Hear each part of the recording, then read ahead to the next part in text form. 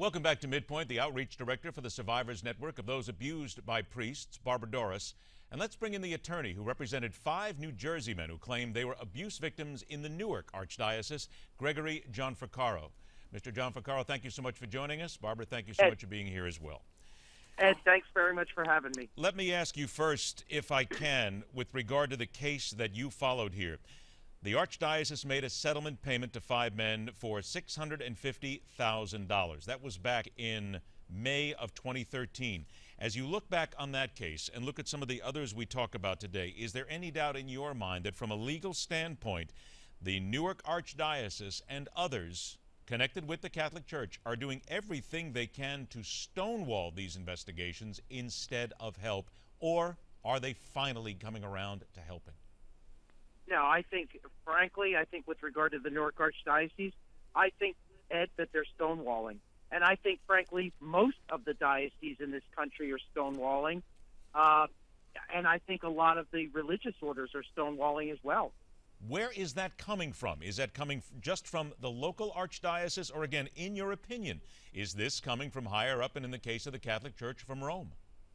Well, Ed, I can only speculate that it could be coming from higher up, but the only reason I would tend to doubt that is because there have been occasions, and for instance with the Chicago Archdiocese, where they're starting to release files, where some, but it is the minority, it is not the majority.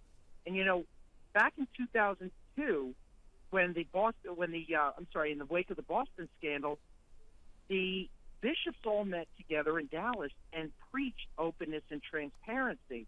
And what a lot of my clients, and I know Barbara Dorris, one of your guests, has preached that if you want to have openness and transparency, then release the files.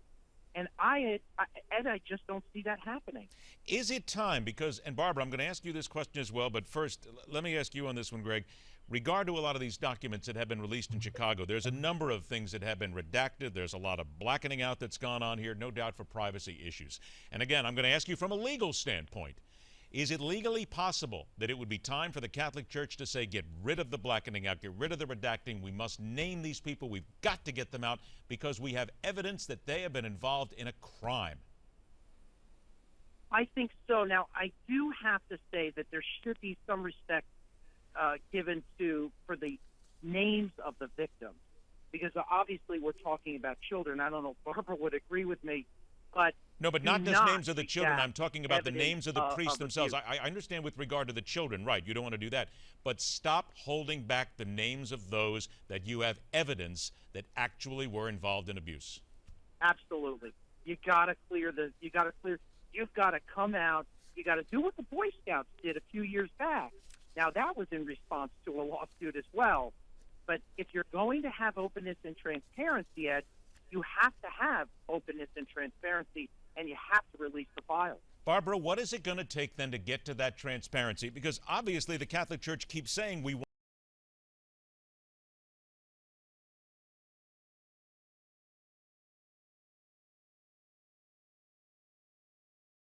force it.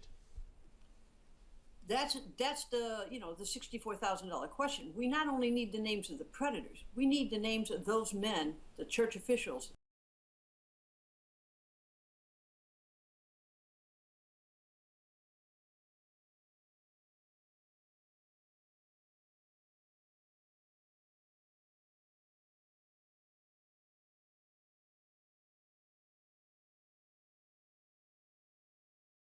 Homosexuality, so don't you think that that's part of the bigger stonewall? He can say something, but it has to come down through a lot of these channels.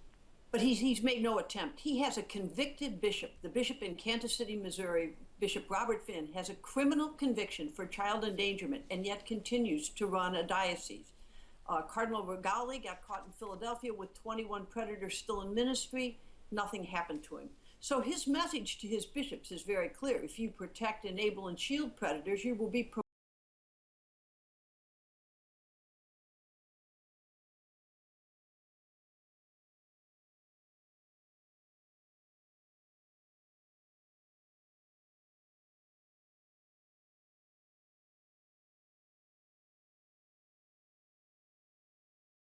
just that tip of the iceberg, and there are so many more out there.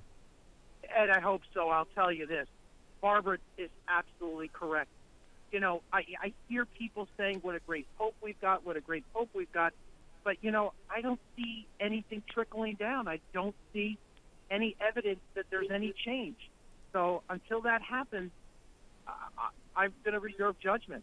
I will go back and said what I said at the beginning in my interview with Barbara. This is, quite frankly, to many people despicable that there continue to be actions that continue to allow this to happen, and they continue to hide some of these individuals that have been involved.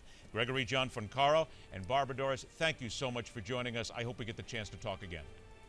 Thank you. Thanks, Ed. Thanks, Barbara. Breaking back as we read more than tea leaves from winners and losers in the midterms. It's Body Language on Midpoint.